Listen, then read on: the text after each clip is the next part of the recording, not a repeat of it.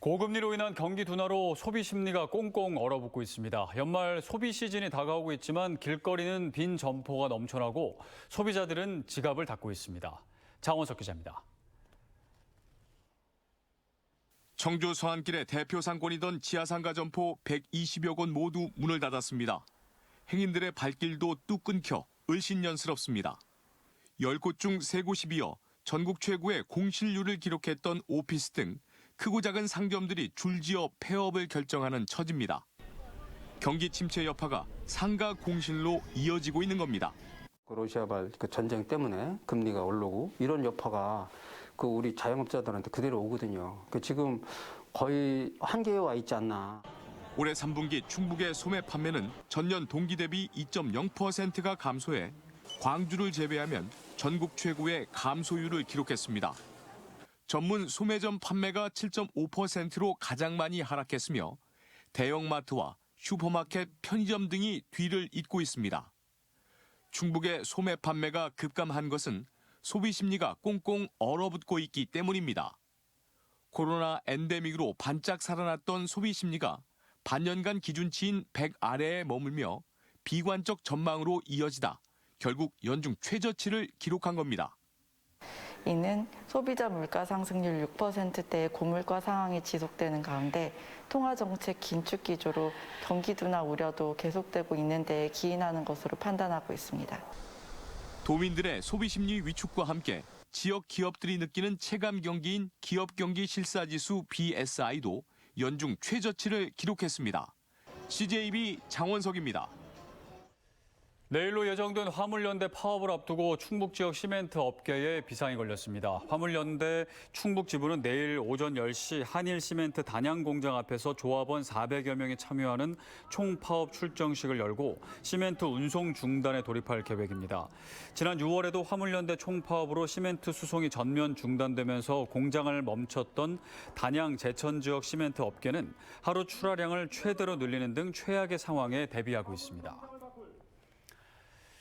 내일부터 카페나 편의점 등에서 일회용품 사용 제한 조치가 확대 시행되는데요. 현장의 혼란을 고려해 1년간 계도 기간을 두기로 했습니다. 이럴 수밖에 없는 이유를 이해 못하는 말은 아니지만 계도 기간 때문에 법을 잘 지키려는 업주들이 소비자 원성을 사고 있다고 합니다. 진기웅 기자입니다. 앞으로 카페나 음식점에선 플라스틱 빨대와 젖는 막대, 종이컵 사용이 금지됩니다. 또 편의점에선 비닐봉투를 쓰거나 제공하면 안 됩니다. 당초 과태료를 300만 원까지 부과하기로 했지만 1년간 계도 기간을 갖기로 했습니다. 새 규제에 맞춰 일회용품 줄이기에 나선 청주의 한 카페. 일반 플라스틱 컵보다 5배가량 비싼 재활용 컵과 플라스틱 빨대에 비해 3배나 비싼 친환경 빨대까지 준비했습니다.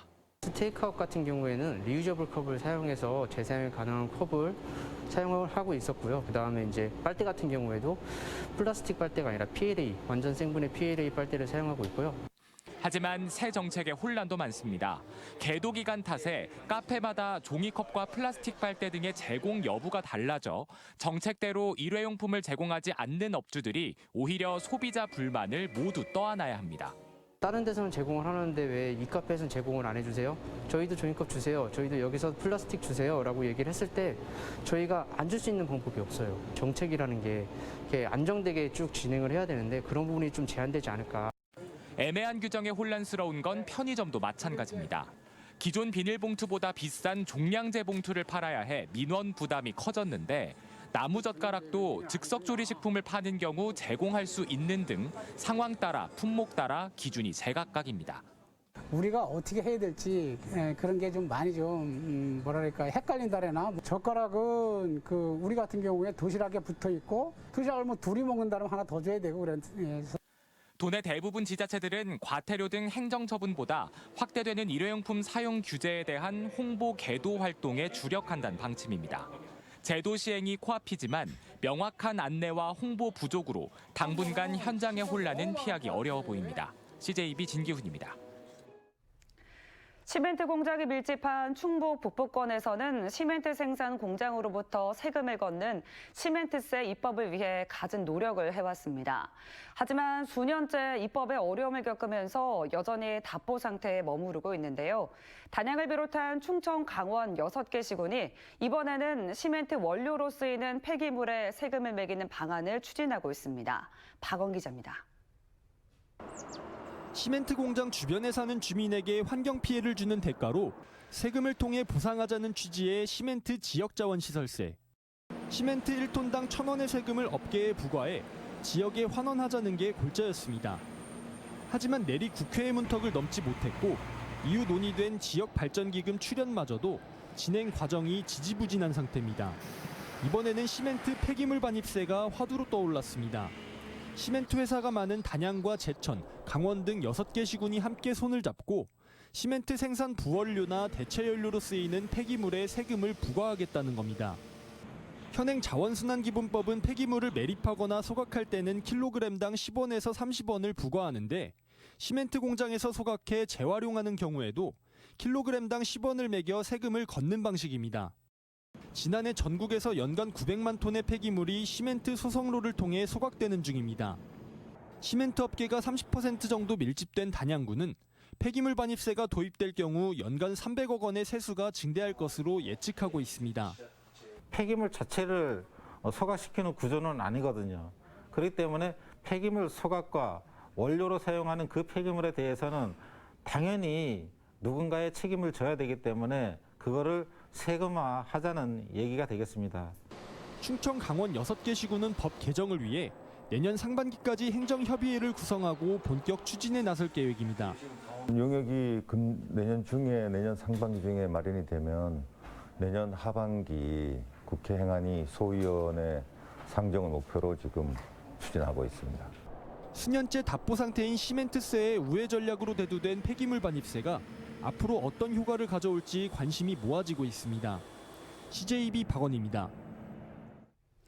충청북도가 다음 달 시군 주도 레이크파크 사업에 특별 조정교부금 290억 원을 지원합니다. 충청북도는 지난 9월 시군 특화 사업 공모를 통해 11개 사업을 선정했으며 최우수 사업은 괴산군의 괴산형 귀농귀촌 주택단지 조성 사업과 보은군의 비룡호수 귀농귀촌 레이크 힐링타운 조성 사업으로 각각 50억 원의 특별 조정 교부금을 받게 됐습니다. 요즘 병원에는 맛집, 쇼핑몰 등 다양한 편의시설까지 들어서고 있습니다. 병원으로서는 수익을, 환자나 보호자 입장에서는 무료함을 달랠 수 있는데 충북대병원 하면 이제 식물원을 연상하면 될 것 같습니다. 몇 해 전에는 야외에 치유의 숲이, 이번에는 실내 정원이 조성됐습니다. 이태영 기자입니다. 병원 로비의 벽 전체가 커다란 정원으로 바뀌었습니다. 몬스테라와 안시리움, 관음죽 등 모두 공기 정화와 습도 조절에 효과가 있고 실내에서도 잘 자라는 식물들입니다. 벽과 천장에는 자동 관수 시설과 LED 조명도 설치돼 큰 어려움 없이 관리할 수 있습니다. 신선한 공기를 공급해 드릴 수 있고요. 정서적으로 자연과 함께하는 안정감을 좀 드리려고 준비했습니다. 산림청과 청주시가 지원한 이번 실내 정원 사업을 통해 충북대병원에는 복도와 옥상에도 정원이 조성됐습니다. 모두 88종, 13,684본의 식물을 심었습니다. 지난 2016년 인접 야산과 연결된 치유의 숲이 들어선 데 이어 3곳의 실내외 정원까지 조성되면서 의료진, 환자, 보호자는 물론 인근 주민들의 휴식 공간으로 역할을 하게 됐습니다. 병원을 찾는 많은 시민들 그리고 병원 구성원들에도 큰 도움이 되리라 생각합니다. 청주공항과 한국교원대에도 건물 내 정원이 조성된 가운데 청주시는 의료시설과 공공시설을 중심으로 실내 정원 사업을 확대할 방침입니다. CJB 이태현입니다.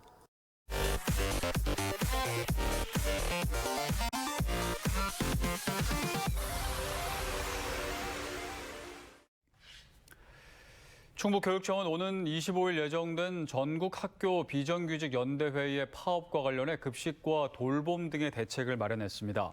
파업 시 급식은 간편식 제공과 빵과 우유, 외부 도시락 등으로 대체하기로 했습니다. 또 돌봄 교실을 통합 운영하고 학교 관리자 등 보조 인력을 동원해 돌봄 차질을 최소화하겠다고 밝혔습니다. 오늘 열린 청주시의회 도시건설위원회 행정사무감사에서 청주시 신청사 건립계획 변경을 둘러싸고 여야 의원들이 입장차를 보였습니다. 민주당 신민수 의원은 지난 2020년 국제설계 공모 설계비로 지급된 97억 4천여만 원을 언급하며 청주시의 세금 매몰 책임을 추궁했습니다. 반면 국민의힘 이우균 의원은 신속한 설계 변경과 본관 철거로 행정력을 모아달라며 민선 8기 시정에 힘을 실었습니다.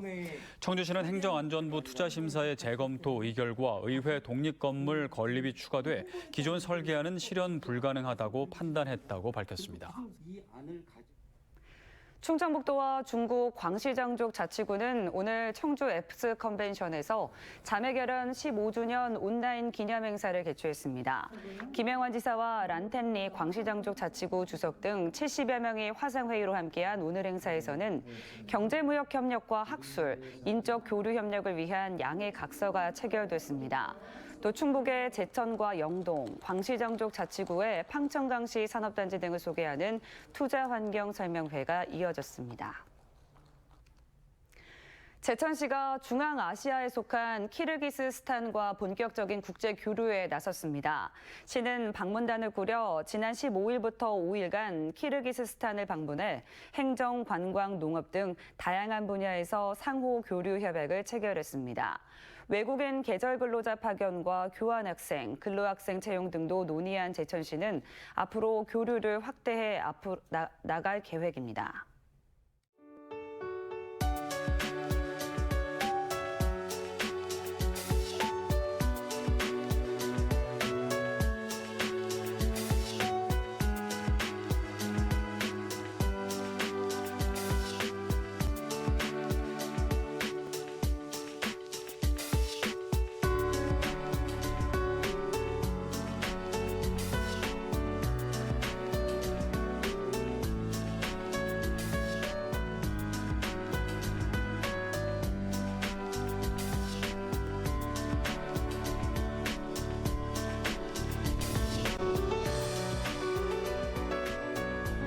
네, 내일부터 카페나 편의점 등에서 일회용품 사용이 제한됩니다. 새 정책에 따른 여러 혼란과 불편이 예상되고 있는데요.